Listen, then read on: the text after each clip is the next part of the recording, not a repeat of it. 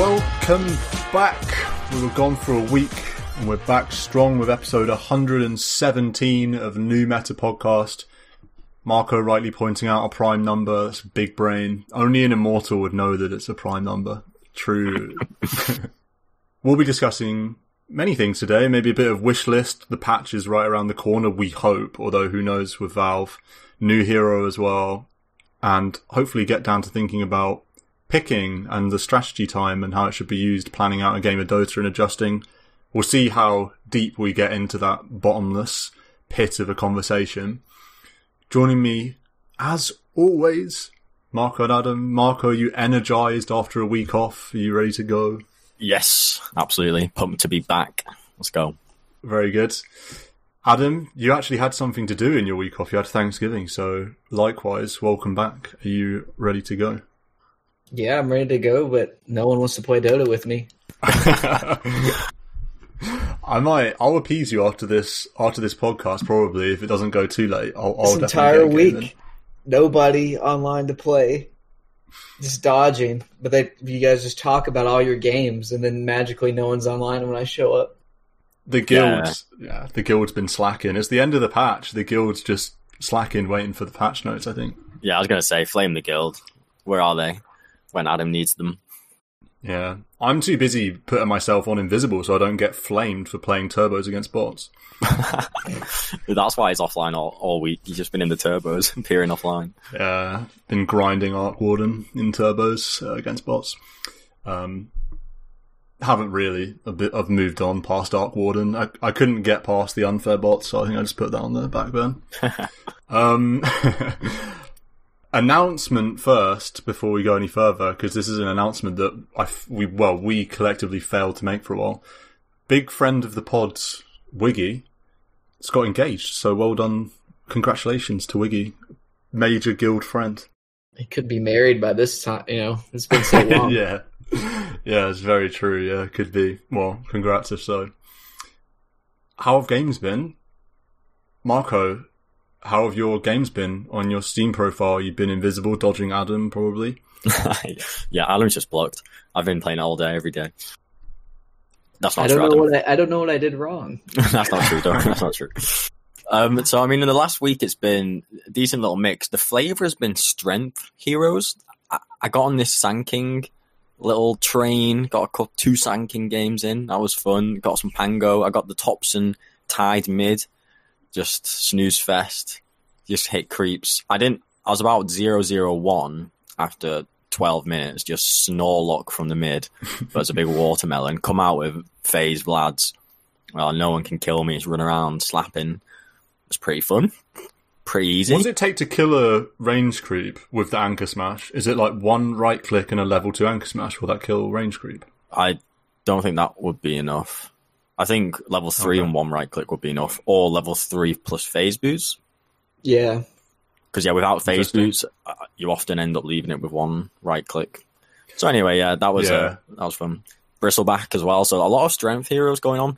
And then the other, I guess, notable comment from the week is there have been some wacko high level games in party. So multiple times, about 3 times in the last week or a bit over a week. The party stack I've been in, so sometimes it was me, Adam, Dynamic, so a decent stack. But other times a 5 stack of pretty kind of just varied Ancient to Immortal. And we've come up against these teams which have 2 3-digit Immortals, 2 4-digit Immortals, which is better than me, and then like a Divine. And there've been a few games like this, just absolute David versus Goliath showdowns. I mean, Adam comes along, will go, oh, who cares if they're 7k MMR? It doesn't mean it. And I'm like, fucking hell, I've got to go Super Saiyan to fucking have any chance. And there's one game against T-Governor and some other, like, his UK stack of high Immortals. Me and you laned. I was just getting wrecked by this. I think we laned. I was an Ember one game, went about 0-6, but then pulled it back beyond godlike, holding on. But then don't make it. There was another game playing PA, similar thing, like Rapier comeback, holding megas, but then we don't make it. And then me and Nick had one where a similar thing of game going well, but then just crazy good players on the other team. So Yeah, it was pretty exciting. That's all the messages I've been doing to Adam, just kind of teasing him with all my like wild, just endless thoughts about these really crazy imbalanced games. But yeah, it's been fun. It's been fun. Adam, no respect for the high immortals. He's got his rank, unlike Marco, so he feels part of them. Feels at one with the high rank. I've just played with plenty of immortal stacks, and I know half the time they don't take the game serious, or they just want to troll and do whatever. It is true. Gives us a chance. Yeah. Like pros when they play FPL post TI, just trolling the immortal stacks. It doesn't matter how good you are at Dota, you'll still get trolled by Miracle, and if it's not Miracle, it'll be a 2-digit immortal, if not 3-digit, like in our games, or so on, so on. How have your games been, Adam? Some of them have been the same as Marco's. Some of these epic Get David vs. Goliaths I have those are so long ago. Yeah, they were quite a while ago. Yeah, 8 days ago until yesterday, I finally was just like, well, I'm just guessing I'm going to play alone. If I can't get anyone to play with me. So, actually, I played 2 yesterday. One of them, I was just idling in Dota, just like hoping for anyone to show up. Oh, so sad. And then this one guy I knew from RD2L, kind of a trolly guy, I noticed that he's queuing up for a low prio game. And I was like, okay, just get me in. Let's do it. So I played a low prio Dragon Knight offlane game, which was like just such a snooze fest because we had a 800 GPM middle Medusa. So it didn't really matter what I did. I just had to run around and die. And it was actually pretty quick because he went Manta Hurricane Pike Rapier. We get Aegis, and then we just try and close it. So that was a pretty fun low prio game. And I love that low prio is SD. Yeah. It's like SD. That's about the only time I want to play it, is if it's in a low prio, because you get trolley games. And then after that, I was like, I want to play for Crystal Maiden, play an unranked. And of course, I have it marked. I pick it first, I tab out, and then I noticed that someone has picked 4 tree and sat their ass in that lane. So I was like, now I'm stuck in this unranked game playing 5, which I do not like to do. It's like I save that for my serious games, you know? Yeah, it's the worst feeling when you have to play 5 in unranked. I get that if I like lose a roll. Solo unranked too. Yeah, it's actually the worst feeling. And then the game went 66 minutes. So I was just like, get me out of here. I just was so like checked out of it because I didn't feel like anything I did made any difference. So I went like a dumb build. I went Aether Lens, Hex, which is very dumb on Crystal Maiden, especially when you're against like a Clockwork and a Pugna and stuff. But it was a long game. There were 4 rapiers. If we look at the end of the game, my team has 4 rapiers. Nice. Like none of them, we might have bought one of them. So the other team had a master tier level 25 TB, and this is like Giga late game TB level 30. Like there's 6 level 30s in this game, and we have a mid Lena that ends up with a ballista and double rapier with a crit. And it's like, that sounds like Stan's dream. Yeah. And then we have an AM with a rapier and a mirror shield. There were like a lot of Roches. This is like a crazy game. Yeah. It's kind of fun, but at the same time, it's like I didn't sign up for this. I just wanted the. Yeah. I didn't sign up for the 66-minute. You don't even have a GPM talent. 6. Yeah, I know. If it's you like had a GPM talent could carry you to a Dagon 5. Maybe it's a bit fun. Yeah, I could have had like Blink BKB or something. I had an Ags buff because we all had Ags buffs because Roche game goes that late. The only fun bit was I had cast range talent plus Aether Lens plus Seer Stone. Like, that was kind of cool. You had huge range on like Frostbite and Crystal Nova. And like the 25 Crystal Nova talent on Crystal Maiden can actually somewhat deal with Terrorblade illusions. but it's really hard to deal with Terrorblade with a ballista and multiple like rapier crit plus metamorphosis cast range or like a attack range talent, and you're a crystal maiden that has 0 like Ghost Scepter or anything. It's like such a bad build, but you just like die to 2 hits from this illusion from half a screen away, and you're like, well, okay. Man, I hate TB. I had a TB game today that I actually won in ranked. I was playing Pugner, but when TB farms well and he gets a really early Skadi and you get hit once, one of the enemies gets hit once in Metamorphosis, and it's like, well, there goes a quarter of my HP, and now I'm like exceptionally slowed and guaranteed to die. The hero is so grim.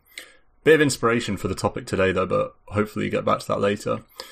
My games, podcast equals saved.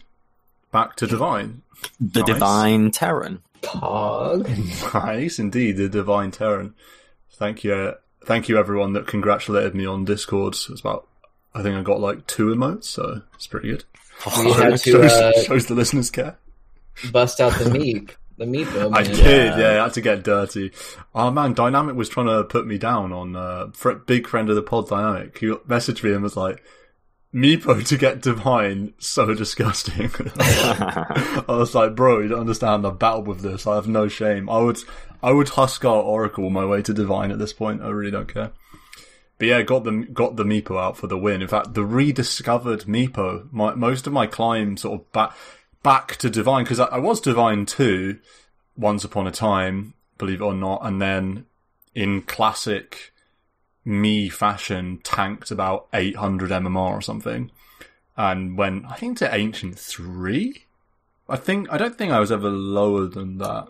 Yeah, was I Ancient 2? I might have been Ancient 2 MMR, but Ancient 3 badge because of the way that it lags, and then basically climbed with Lena and Viper mainly, and then very recently to sort of get me over the hump, the Lena and the Viper's been losing a little bit, so I had to go to the TA and the Meepo, which is very nice. The feared TA, revered in the public realm. You laugh. It's a prospect now. I get the showcase on when the game starts, and it says 7 wins in a row or something, and the enemy team are shaking. Throw out some voice lines, and they're already in the bin mentally.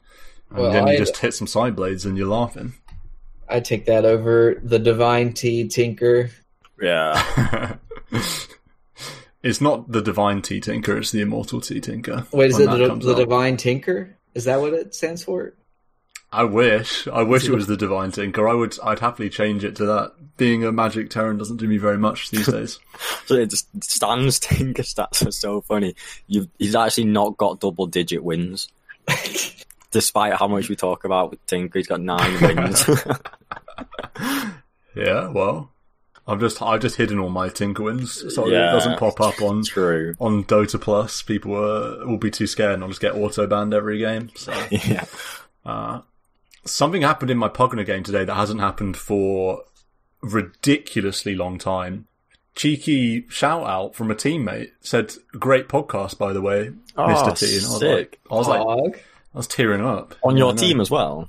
Yeah, on my team, yeah. I can't lose with that. Also, it was right near the end of the game, so I was like thinking back, wait, did I do anything really outrageous? Yeah. And then checking the chat log. Because I never do, smiley face. That stands all about the voice flame. No, I retract it. Keep it PMA. Yeah, keep it PMA. The voice flame is only in 5-star party, and then outside of that, it's fine. Yeah, I'm mostly the post-game WhatsApp cry. I'm not the in-game blow up on teammates. Yes, so Divide. That's basically the highlight of my games. I don't have a lot of it to report. I did have a ridiculously clowny Legion Commander game yesterday with a score of 17-13-17. So that was very fun. IO. That was by how much dual damage? I think like 200 and something. 200. Can you see it in Dota buffs? 380. Yeah. There you go, 380. That's a lot. So, yeah. Do you want to recount this First Blood story of your Pugner game? Yeah. This is something that all mid players will be able to vibe with, or at least all mid players that are as mechanically liable to choke as me. So, it's your classic situation of a man up for first bloods. I'm against a Storm Spirit. They get a cheeky point in Electric Vortex and think they're being cool just because they got a point in W, and so they'll W overload and then get a Q, and it's like, oh, cute, whatever. So anyway, we're manning up, and I have a Fairy Fire, he has a Fairy Fire, I've got a Salve, he's got a Salve. He gets me low and sort of kind of dies me, takes a tower hit, and then it's just a pure execution. Who can salve at the exact time after a right click to get a tiny bit of salve duration, and who can Fairy Fire at the right time, who can decrep the right person at the right time. Well, that's mostly for me, not the Storm. And it's one of those when I feel like 9 times out of 10, I fuck something up. Like I don't salve, and I think, oh man, I could have salved, or I decrep him when I should have decrep myself, or whatever. And actually I got the W in this case, and that set me up for the game. It's nothing to do with my Terrorblade not dying the entire game. It was all to do with me. So yeah, that was very nice. And I'll ride Pugna to a W any day of the week. Winning on Pugna feels really good. It's a very fun hero.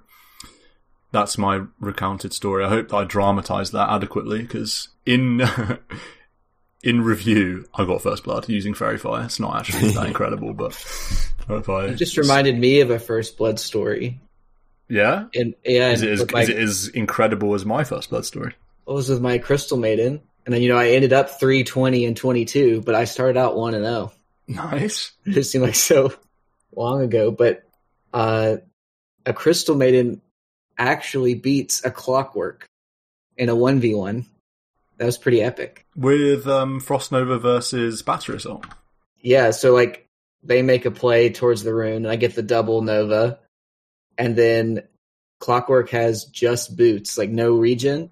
Casual flex. And so I just hit him, keep hitting him.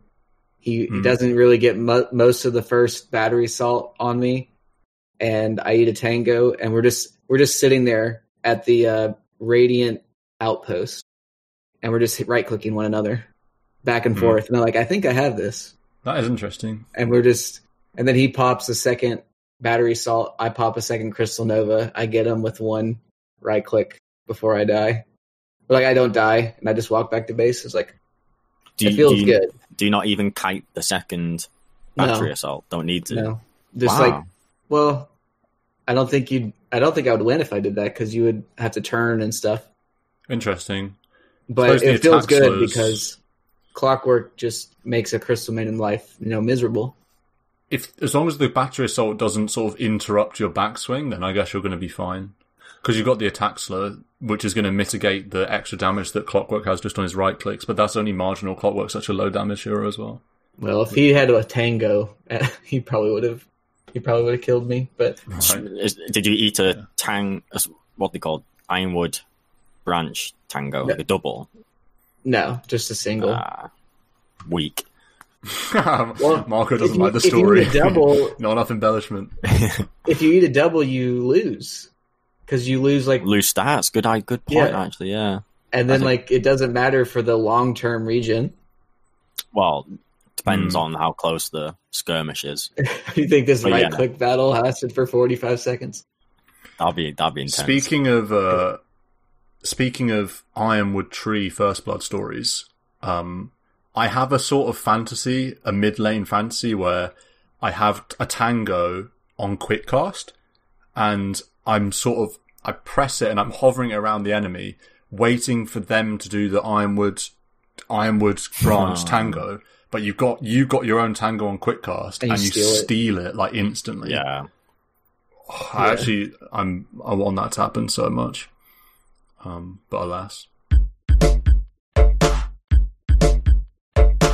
So, I don't believe there's any other sort of intro segments. Is there anything else that we've missed? I don't believe so. And so it would just come to talking about the new hero, the new hopes. We do have a sort of story. We'll save the Io versus Lena Scent story for next week, maybe. Oh, really? No, go on. Adam doesn't know it. Yeah, go on. You can your side of the story. So So what I was thinking is I can recount what what I experienced, and then you can give your version, and Adam can have the final verdict. Okay. So I'm Centaur Adam. So Adam wasn't in this game for the listeners. Yeah, I know. This whole week I wasn't in any of your games. Thanks for reminding me. Just to rub it in a little bit more. Stan was in the game. So Stan was a Lina. Yep, yes. And I was Centaur. I'm chasing an IO down the bottom lane. So we're getting close to Radiance Tier 1, but that's gone. I'm chasing the IO. This is a game where I think the enemy stack's really quite imbalanced, and we're on the back line. We're really struggling. I'm chasing the IO, and I say... We're not on the back line at this point. We're even, but we're always sort of one bad fight away from just losing control of the game. I'm sure this was a game where the enemy stack was definitely stronger. Yeah, that may well be true. But... So there's quite a lot riding, or at least in my view, that it's quite a high-pressure game because I know the enemy's got good players, so we have to do really well. And so I'm chasing this IO, and in my eyes, really important kill. So I say to stand on comms 5-stack.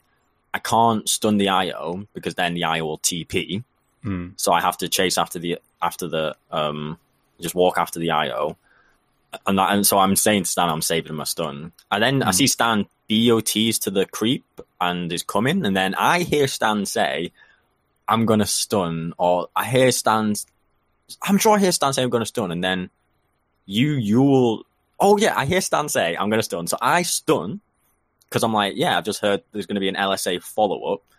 No LSA comes, and IO just tethers away. So then me and Stan go into this, cartoon goose chase of another 30 seconds, running after the IO all the way down the lane. Now we're on the bottom side of the map, running after him. Eventually, Stan then gets to him, and Yules and... Oh, I mean, Yules. We kill him. We eventually kill him after literally 30 seconds too long, and then they all obviously collapse and kill us. But my disbelief was, I hear this shout from Stan, stun the IO, and then fucking... No, that's... Then you Dragon Slave, let's clear that out. And then he, tethers away. I never made the shout, stun the IO. I said I can stun. Oh, yeah, that's it. You said I can stun. So I was like, okay, I'll do mine now. Ooh. No. Yeah. So I stunned him, being like, now I know it's safe for Stan to follow up and I won't be able to get away. So I'll waste mine. Okay, so let's do my side of the story now. Marco's chasing an IO and saying, I can't stun because he'll TP, I can't stun until TP. I'm approaching the situation. I can't remember BOTing in, but let's say I did. I walked in, I was approaching the situation. I say I can stun because I got W up on Lina. So my thought process is, okay, well, we don't want him to TP out, but I'm here now, so I can stun. And so, but then Marco stuns on Centaur, so I see him stun. Yeah. So I'm thinking, oh, okay, he's used his stun now, so I have to save mine now for the TP. So then I basically don't chain the stun because Marco's been relaying the importance of this IO TP play to me. Yeah. He's going to TP. I can't stun because TP. So I'm in my head. I have my far too respected immortal co-host telling me that the IO TP players is what we need to watch out for here. So when he uses Centaur stun, I'm not going to use my stun because then IO might TP out. In hindsight, we just kill IO. Yeah, you just chain him. We just kill him. We almost certainly would have killed him with just my W. But I'm so worried about the TP, I'm thinking, is he going to tether a mech and TP tether and we're not going to get him? I'm basically worried about this TP that I've heard Marco talk about for the last 10 seconds. So that's my side of the story. And then we're so busy sort of in disbelief and laughing what's going on that we chase IO. And we all know that it's sort of like a lapse in judgment. We all know it's bad to chase the IO, but it's we have to kill him now. We're so committed. No shame in that. Yeah. So that was definitely the turning point in the game. That was my first death on Lina in the game. Very sad. And we go on to lose. Yeah. No question about that. Adam, verdict? I don't know. You've acknowledged that you didn't follow up in your side of the story as well. I've acknowledged that I did what? You did not follow up with the LSA. Oh yeah, no doubt that I didn't follow up with the LSA because I was holding it for the stun because my immortal DotA friend was saying overriding my bad judgment with this TP noise. And what kind of TP are we talking about? So just a normal TP, because in my head I initially was pursuing IO but on my own, or like a new stand was a while behind me, so I was shouting, I can't blink stun him. If I do, he'll just TP, and you're not quite here yet. And I knew he wasn't quite here. But then eventually Stan goes, I can stun, because he's caught up or he's BOT'd in. So then my mind switches and goes, okay, I can therefore stun, because he can therefore because we can kill him. We can and kill he will him. die in that. The combo. Missing piece of communication from my ape brain was Marco saying, okay, we'll just kill him, or just kill him. Yeah, flicking the switch to, okay, we actually have kill potential now. Yeah, flicking my mind from the most important thing here is to stop IO TPing, and then turning it into the most important thing is to kill IO. Yeah. So then when I stun him and Lena dragon slaves, and then I would just take it to the bottom of the map, I'm like, what is happening? And then we just goose chase for 30 seconds and die. Yeah. That wasn't the worst W. That wasn't the worst Light Strike array. It's because... Are you thinking of the Dark Willow one? Maybe. Just, we don't need to go into that. Yeah, but that whole anecdote, it's all hyped up because in my mind the game was very intense and very hard. It wasn't just like an easy casual game. It was like hard stack of enemies, and it really everything needs to go right. Like Stan's having an amazing game. He's keeping us in it, and then fucking break. That was the turning point. House of Cards thereafter. Adam, I'm going to save you from embarrassing Marco in this courtroom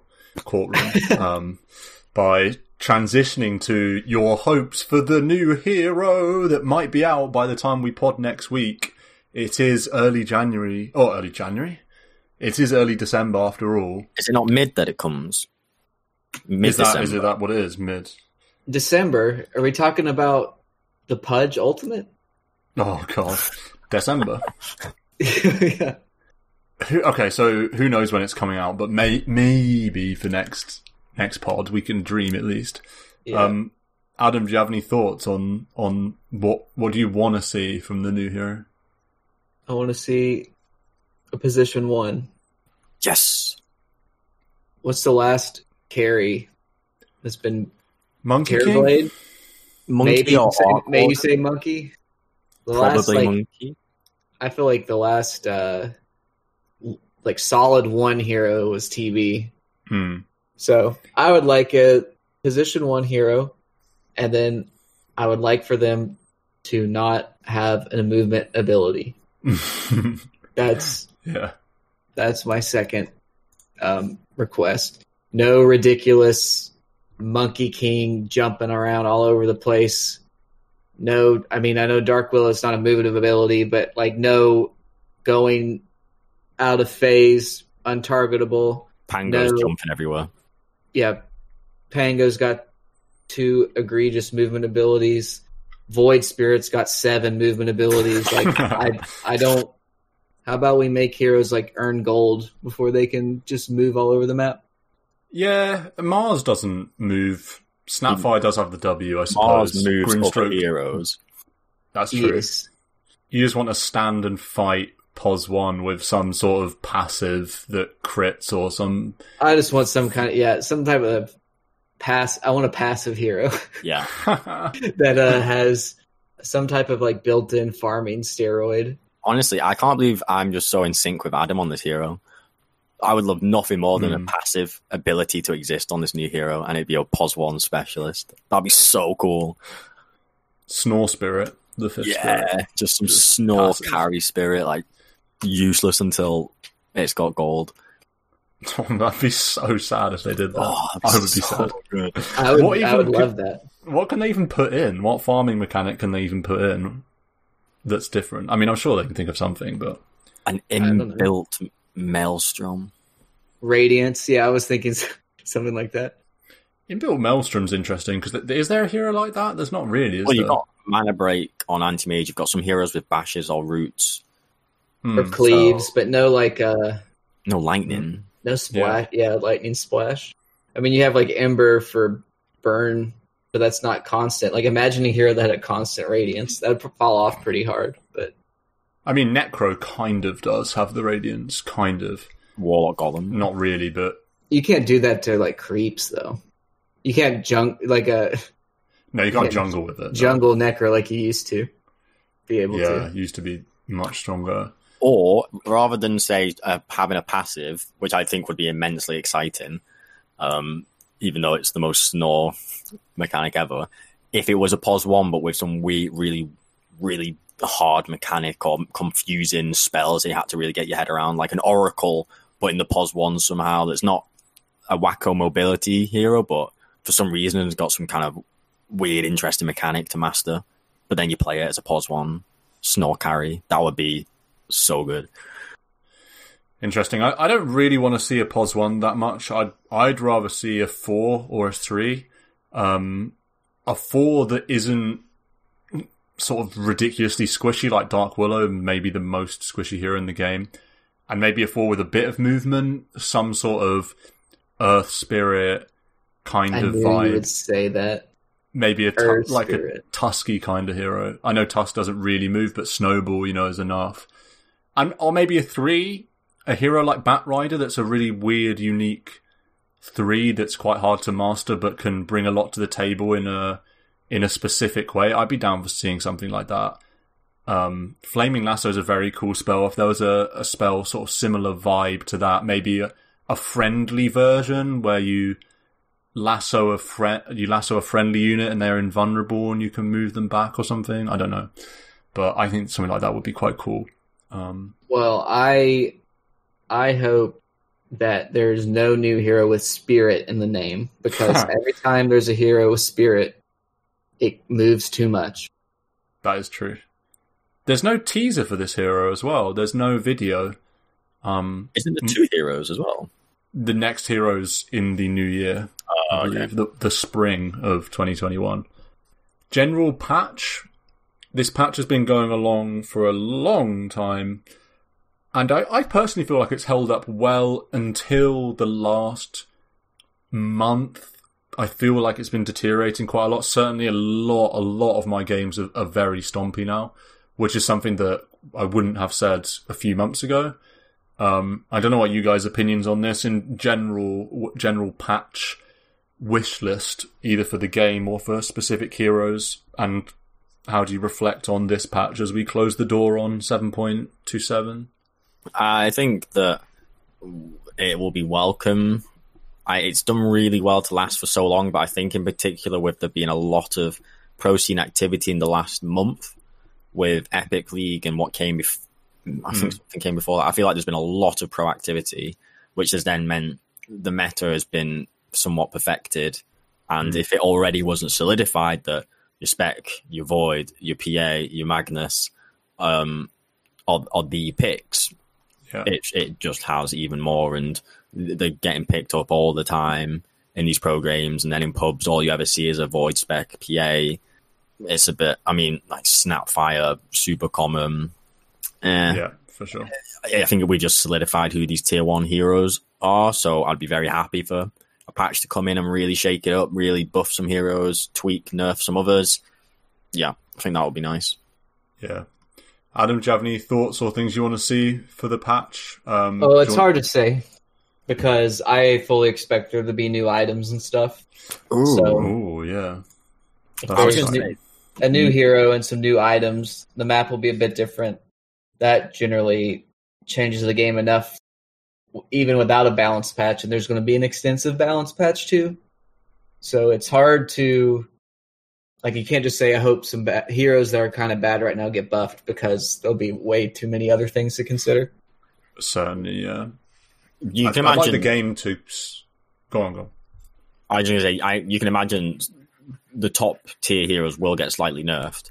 Like, these buffs and nerfs, the balance aspect will be really minor, as it always is, but it'll be enough to just calm down those tier 1 picks that you see a bit too often.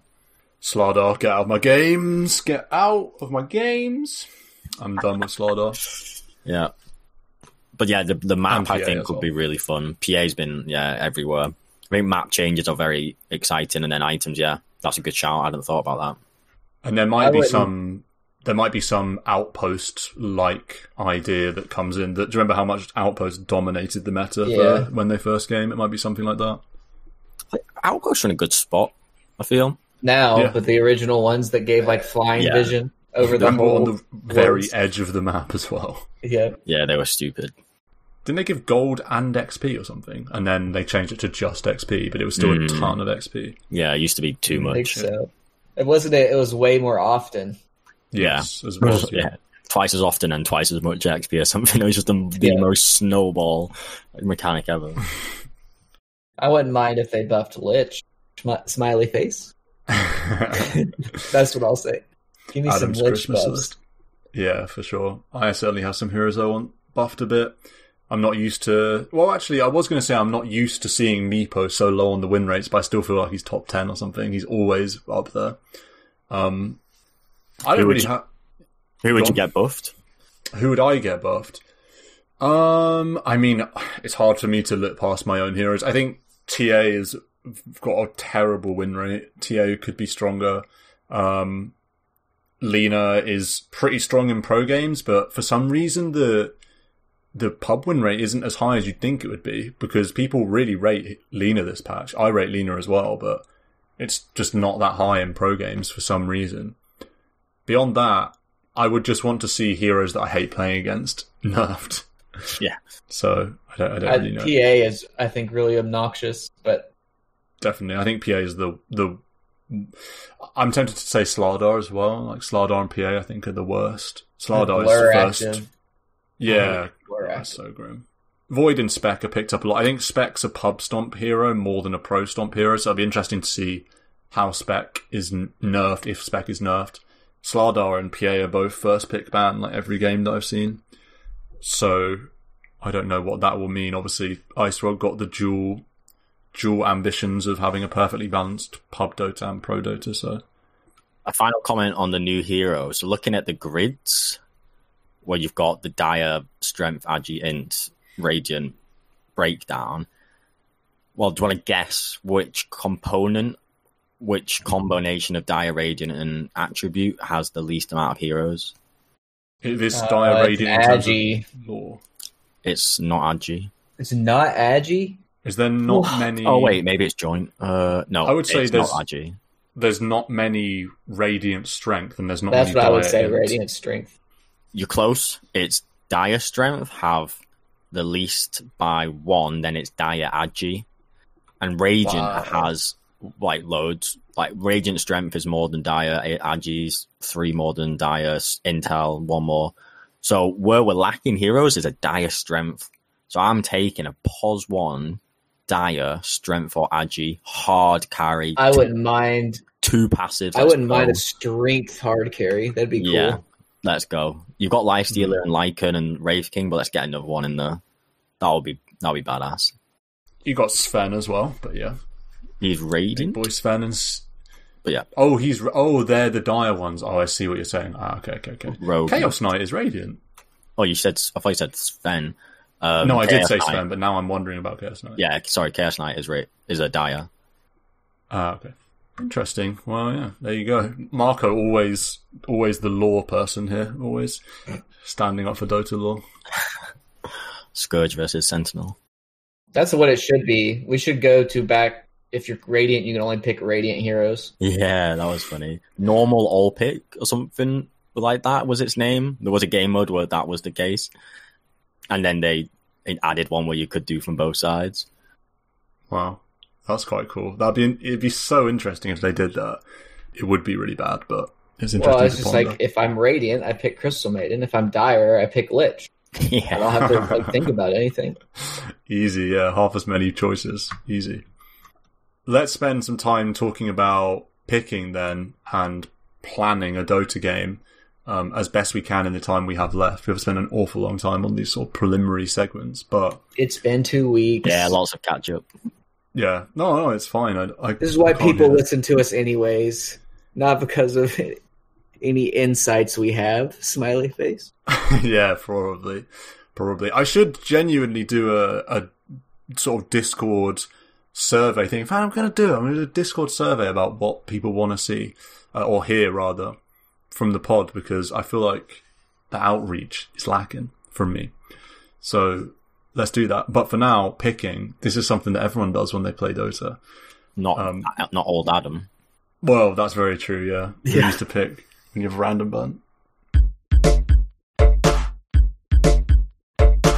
So picking, I've been thinking about this a lot because I personally believe that picking is very important, and I say that as if it's controversial, but you do hear it said a lot that picking doesn't matter and you can win with anything. And that is true in a sense. You know, you give Miracle any hero, he's going to crush all his way to Immortal. It really doesn't matter. You give him any hero in any game, it's not going to matter. But I actually think the more I play, the more I feel like picking is really important. I trip myself up a lot with picking really badly and not thinking about the game well. So it's a topic that's well timed for me personally. I don't know what you two think about the importance of picking first and how much credence you give it in how a game goes. Do you think picking is super important for playing pubs and winning games in ranked and unranked, etc.? I think both points you made were true, that it doesn't necessarily matter, be all and end all, Miracle will win any game, and that will be the case for us in our pubs. But I do also agree that if you are conscious about what you're picking and really thinking about it and optimizing it, your win rate will be better and you will climb faster because your picks will be smarter and better suited. So it definitely matters. People maybe sometimes put too much weight on how much it matters, but it definitely does add value to think about. Yeah, for sure. And when it comes to picking, it's a little bit biased, at least at first, because obviously Adam will be the first to say a lot of positions, particularly supports, don't really have a lot to go on when they pick, especially if you're picking first phase. You're kind of just picking your best support or the support you want to play. If you're playing 5 and it's up to the pos 1, 2, 3, whatever, to think about what they're going to do with that and how that's going to affect their decision to pick. But if we get in our core shoes for a moment, I personally think a lot of people pick basically based on whether their hero seems good in a vacuum versus the other heroes. You know, they've got a Terrorblade, so I'm going to pick Lina, or they've got a Faceless Void, so I'm going to pick Underlord or whatever, so I don't die in Chrono or something. And they don't move past this very basic understanding of what a good pick is. They might move to what's a good lane. They might then move to like whether your hero works well with the team, and obviously that's an extremely nebulous topic because that's kind of the whole equation. But what basic points do you consider when you're picking your hero, like as a groundwork, a framework? I think what is the enemy got, what works well against it, or stands up to it, say, and then what works with what your team's already got or what your team's fading. And those two, I mean, it's kind of obvious, but those two I feel like make up the bulk of it. And then how deep you want to go into thinking about that is up to you. Yeah, but as a support, you have to pick early, so it's kind of tough. It helps when you can see some faded heroes, though. Like if someone's fading a Judge, then you're like, okay, I won't pick Bane because there's not real synergy there. But Crystal Maiden with the slow, yes. So it really does help to get a bit of a gauge what your pick's going to be from your allies. It's a nightmare if nobody marks a lane and nobody hovers over anything for a support. But I think what Marco said, you could honestly probably get away with just trying to counter pick. And if you want to take it one step further, you can think about what your team is lacking. So like if you don't have stuns or something like that, and that's probably as far as you have to go. But then if you really want to be big brain, then you do think about stuff like where are they laning those heroes they've already picked? And then like how does my hero help against the lane? Or what type of carry are we hovering over? What type of power spike are we going for? Yeah, like the Venge synergy team aura kind of thing, or you're picking anti-mage if you've got some kind of push-go lineup, or you're picking Lifestealer when actually you should be getting a range like Dro because you've got Venge. There's that synergy to think about as well. Are you picking Mirana when your team has no stuns? Oh, God. Yes, almost usually, yes. Yeah, you sort of hit the nail on the head. It's that choice between picking for yourself and your team. And I think a lot of pub players pick for themselves at the expense of picking for their team. And to put a solid example on that, if I'm playing mid, I might see the enemy Storm Spirit, say, or some carry that I'm very good against, an anti-mage, and think, wow, I'll pick... Actually, this is a really bad example. I was going to say Meepo, but I actually think that Meepo and Huskar and Brood and these cheese heroes actually have to be put to one side, because when you're picking those heroes, it kind of... the only thing that matters is whether it's a good game for you. You sort of suck up the entire strategy into... can I 1v5 this game on this cheese hero? And it's probably worth saying that also, because for the carry role, obviously you're going to be thinking about yourself more than anyone else. And I think at that point, carry matchups is the most important thing. So if you know the kind of carry matchup you're going to have, that's all you're picking for. I would say maybe a bit of credence for the lane. And Marco, you play a lot of carry. Would you agree with that? If you're in a situation where you have last pick carry and you see the enemy carry, are you just thinking what's the hardest carry matchup against that hero? Or and if you are thinking that, what would you think after that? You know, are you thinking, can I get away with it in the lane? Are we even going to get to that stage in the game, sort of thing? Yeah, I think you're right. It is that kind of thought process. I think counter picking the enemy pos 1 / pos 2 is the biggest pick value you can do. I think in pub setting for sure, when it's not too complex and deep, if you can just smash a direct core to core matchup, I think that goes the longest way in pubs. And then, like you say, what do you think secondary? If I'm picking carry and I see what the enemy's got, and that informs me like who I should counter pick with or who I should avoid, then typically, it's how well. To be honest, how well will I fare in the lane? Maybe I overstate and actually isn't that important. And if anything, it might be more what works better with my team. Because usually with carries, if you're playing, say, a carry, hard carry, they're always going to be a bit vulnerable in the lane, just by nature of being a carry. Yeah. So I feel like if I'm set on that, then it'll be more like, okay, on my team, what kind of hero will synergize? Like a basic example might be, I'm not going to pick a Chrono if my mid laner is, say, some melee hero that wouldn't be able to synergize with the Chrono. Yeah. That kind of thing. So I might probably would think, team synergy next. Or if it's a really disgusting off lane from the enemy team, which is uncommon, usually they're not so disgusting that you have to change your pick, but sometimes it'll be so bad that I do think some heroes will be put out of action, even if they could be a counter. Like, say, it's the perfect morph game because the enemies carries like I don't know what morph matches up well against because I don't really play morph. But say it's a great morph game, but then in the off lane, you could come up against something nasty like Slaughter or Skywrath, some really intense aggro. It's probably not worth it. What heroes is morph really good against? Wraith King or something? It seems to just be a mid, or at least if I see pros or secret play him, it's always Nisha playing at mid. I do see it played one a lot. Like Nico Baby loves the morph. Yeah, true. Anyway, I mean, we don't need to dwell too much on Morphlings matchups, but what were you going to say, Adam? I don't remember. I think I was saying, like, picking can get you so far, then it becomes maximizing your laning, or, like, trying to play well enough to minimize the deficiencies you've drafted, because no lineup's perfect, right? So I guess you can only give yourself the best opportunity that you want to. I still think comfort comes first. I think you can play, say DotA Buff says your hero pick is a minus 10% everything on the other team, but if you're actually like good at the hero and comfortable with it and you know everything, you're probably still ahead of what the general stats say. Yeah, I think so. I think that's a really important point.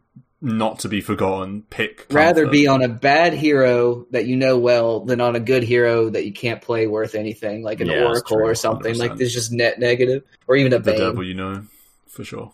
Yeah. Yeah, we say that all the time, so it's definitely worth not forgetting that when we have this discussion on picks.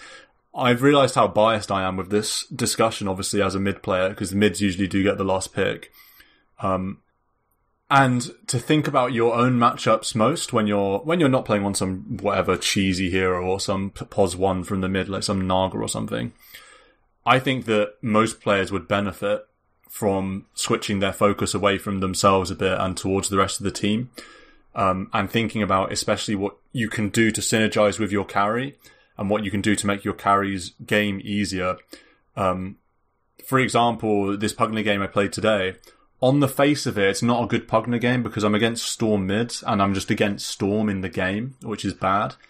But I know I've got a Terrorblade pos 1, I've got an Omni Knight pos 3, so I've got a buffing offlaner that's in the game is going to be very tanky and sort of run at heroes and be annoying and heal and buff our TB, who's this be-all, end-all pos 1, all the damage we're going to need in a fight. And so I know that just based on that, forget what my mid matchup is, because I know it's a Storm, so it's not going to be terrible. Forget what my mid matchup is, rather than picking some Necro, some Lina that's going to crush the Storm in lane. Lina was banned this game, so it maybe would have fit. I'll pick a Pugna, the lane's going to be okay, Storm's going to farm, but I know in the mid game I'm going to be this high magic damage, very active hero hitting towers, creating space for TB. And then late game, my hero is going to fall off, but I'll be able to turn into a saver on TB, build Glimmer Cape, and building is something I'll come on to in a minute. But I'll be able to use my ult in that very defensive way that's good. Spectre could have been a Spectre on my team and it would have been the same thought process. But thinking about that kind of thing about when my hero is spiking versus when the enemy carry is versus where my carry wants to be. My TB's a hard carry, obviously. When you think on that level, it's going to benefit you a lot. Because I could have very well just picked some Necro and then gone AFK trying to build my Radiance or something, and suddenly my TB isn't able to do the 7-0 carry the game like he was, because even though I'm dying and I know I'm not crushing the game, quote unquote, as a Pugna because I'm being caught out, I'm creating loads of space, and that's the most important thing that I can do when I pick my hero is creating space and buffing TB, like helping TB carry at the end. I think you hit a good general point on the head of, I mean, typically in pubs, a balanced lineup, a balanced draft on your team is going to be the best bet. And so when I think of what that balance is, it's very much, have we hit pos 1, 2, 3, 4, and 5? And I think the bad drafts or the bad picks often happen when you end up having two heroes kind of filling the same role, or you have a pos 1 from the mid and a pos 1 from the safe, or sometimes you might have a 2 in the mid and a kind of 2 in the safe, and then it's not balanced, and like you say, you don't have that transition to a late game carry, etc. You often have, just to throw some shade on offlaners, you often have a 1 from the 3 and a 1 from the 1 as well. You have some Weaver, Windranger 3, and going MKB, and it's just very sad. Farming too much and playing like the 1 and Weaver, Windranger. You could have like a Fury on 3, say, that's just thinking I'm gonna farm because I'm a Fury. You can go even griefier and be like, I'm a Veno who's pos 3, but then play like a pos 1 despite the fact that you've got a pos 1.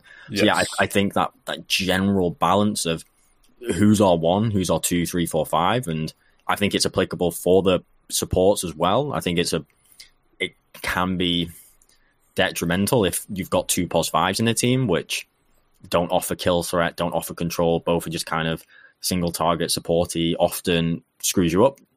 And I think it could be the same if you have say 2 pos 4s that may be too aggressive or don't lack in the lockdown, etc. Generally pos 1 to 5, it exists for a reason, and it's been optimized, figured out for a reason over 10 years of Dota 2.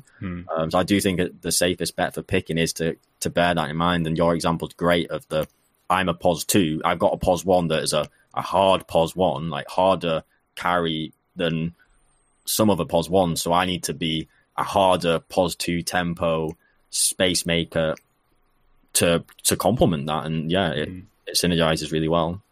Yeah, definitely. Also, just to flesh out the idea of adjusting, you say that I'm going to sneeze in a moment. Avoid sneeze. Sneeze avoided. Avoid. You say that these positions... The fuck was that? These positions... I was about to sneeze, sorry. You say that these positions exist for a reason and you should play them, have a balanced lineup. That also seeps through into the builds and the play styles. So if I mentioned the Necro as a good example. I could pick Necro in a game when I've got hard carry and I know when to be space making.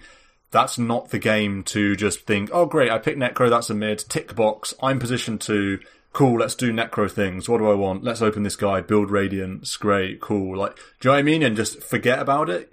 You actually need to play 2 in the game, not just pick 2. Again, just to go to the Pugner example, in this game I'm not going Dagon because I know that I don't need to scale into late game damage. Or, mid-late game damage burst, because we've got TB. All I need to do is sort of build Glimmer, be hard to kill, so that I can create more space, and I can spend longer in more dangerous areas of the map, and stuff like that. I don't know what you think about this one, Adam, because this is an example I was thinking of, in terms of this adjustment. POS 3s that have the option of going blinky kind of routes and team fighty kind of routes, how does that fit into this? Is that more getting into the direction of adjusting to very game specific things? Or is that something that you're thinking about in the picking phase as well? I'm going to pick Mars and I'm going to go Greaves, and I'm going to go Pipe, or I'm going Mars and I'm going to go Blink. A lot of the time I pick Mars first phase. I know when I pick 3, a lot of the time I just pick it first. And I think 3 is the core that gets picked a lot of the time. First phase, just because sometimes, for whatever reason, a 4 or a 5 doesn't pick. Yeah. And in that case, you just tailor the build to what the rest of the picks are. A lot of times, like, I want to play Mars, I pick Mars, and then it's like, there was a time when I was going Greaves and Aura build and just not even getting Blink. They'll just like walk at people. And then now I've, experimenting with the Blink build. It just depends. It depends on like how much you think you can do. Yeah, and your Mars is a good example of a hero that you can get away with first phasing because you can go those different routes. It sucks to if you pick a POS 3 that doesn't really have options. Some sort of, I don't know, Bat Rider hero or something. You just pick Underlord, and the enemy knows immediately where that's landing. Yeah, and what that's going to build. And it's going to be bad for your team probably if you first phase Underlord because you're going to come up against some Monkey King annoying lane, and then you're going to be sad probably. Yeah, Monkey King Razor, just something that doesn't, some ranged hero. Drow just doesn't care about what you do. Yeah, for sure. Do you think there's any value in picking the offlane later, like if you can? Yeah. I think you can. I think any position that gets into the last pick, there's like a really nice pick there, if that makes sense. Like like if somehow your 5th position gets last pick, there is a pick there that is like giga value. Yeah. Yeah, I think it comes down to like, you playing it that way. It's like a lot more of the time it's easier to convert the last pick into value as like a mid or a carry or something. But I think that sometimes there are 5th position picks, last pick, that just win the game. Yeah. Yeah, I think this is why Stan has the topic on his mind more than me and you, because he's very often picking last as the mid laner. And like you said, any last pick, given you can see 4 enemy heroes, you're going to get way more possible value from that information. Whereas me and Adam say we play ranked and first phase to POS 5, depending on what we fancy or what our ally is fading. So yeah, it's definitely true that last pick, when you've got the info, you really should make use of it, and you really should like, leverage as much value as you can from seeing all the enemies, or 4 of them, and picking a pick with your 4 teammates that really synergizes, and like, yeah, it's almost the highest importance pick to get the most value from, if we're talking about using the picking phase as this kind of value added stage. Yeah, definitely. And unless there's a hero that's just straight up busted, like say the PA and the Slardar, there's more of it now because the patch is in the late stage, so it's very well established what these sort of OP heroes are. But usually, certainly in pro games, the first 4 picks of flex, really. Certainly the first 2 or 3. And so that certainly just shows that any position can have a game-breaking final pick. There's plenty of pro games where the POS 5 is picked last in some revealing way where you don't know whether they're going to pick a 2 or a 5 or a 1 with their last pick because they've got some flexy Sand King vibes going on or something. You can just always flex a Zeus to a support, you know what I mean? No, it's like it happens. Like, you just like forget, pencil it in mid, and then all of a sudden you're like, oh no. Or like a Lena or something. Yeah. Lena, Snap's been really popular recently. He's Liquid have played it be one. Like 3 or that could be like 4 different positions. Yeah. For sure. There was a time where Murano was the same deal. Now it's pretty solidly a 4. But yeah, it's the same type of thing. There's a lot of value in that. Yeah, I remember in TI's past, the Ench was a OP flex, POS 5 or POS 3 and stuff. There's been plenty examples. Yeah. Is there anything else we want to say on picking? I feel like the conversation, to really deep dive, we'd need a lot more time, so it's probably not worth going on there because we get into the territory of just in-game adjustments and making a plan. I did want to talk about strategy time because I think you can get a lot of value out of active thinking. This is something we talk about all the time. I certainly used to talk about all the time. And it certainly starts in strategy time, I think, to get you on the right foundation to then make your in-game adjustments off. But, yeah, I mean, it's like your PA coach Smurf example, how strategy time was used to say, okay, this is how the laning's going to go. It goes amazing, and then the game's 95% winnable because that laning was so just dominating. But yeah, in even say a first blood positioning, making that possible, it might not happen, but saying to your team, like, let's try and get a first blood from the rune, let's do this bit of a rotation, 3 come here, it might work, it might not, but again, active thinking gives you the possibility that it does, and then it gets rolling. But yeah, I love the idea of active thinking about how you want the game to go, what your timings are, who's the power struck bike when, who's on the enemy team that needs to be focused. I feel like a couple times recently in games, there's been misemphasis on certain enemy heroes, and it's the classic case of too much emphasis being on the POS 1. I can remember playing a couple of games recently and thinking in my head, fuck, we are putting too much effort and there's too much vocalizing of we need to gank or put pressure on the POS 1. And in my mind, I'm like, the enemy's POS 3 is who's going to carry them in this mid-game phase. Yeah. POS 1 means Jack. The POS 3 is going to carry. I want some more attention and effort on that hero. And yeah, having that understood prior to the game on the strategy time, like you say, will go a long way. Yeah, I totally agree with that point about carries and the fact that people overstate the importance of a carry in stages of the game where they're not a scary hero at all. And like you say, the POS 2 or the POS 3 is the one that's really carrying the team in the mid game. And people think, oh no, we need to kill the carry, that's the hero we need to worry about. And it's just not the case. And you should, if you can overcome that POS 2, POS 3 that's sort of killing the game, the carrying the game for the enemies in the mid game, then you've cracked the game wide open and you're just going to be in such a good position. Oftentimes it's very difficult to do that. That's the point. That's why these heroes are playing like they're playing, because it's hard to overcome them. But sometimes opportunities are missed to do that are going to win you the game, win you the mid game, completely turn the game on its head. Yeah, you forget that people can easily forget that the POS 1's not the strongest hero in the game. Just because they're playing the POS 1 doesn't mean they're the strongest high priority hero. That only happens 25 minutes on, let's say, maybe 20. Like before that, they are not strong and they're not scary and they're not going to carry. Pos 2 or 3 is going to do that. I've got another point about the active thinking. Just a final point from me.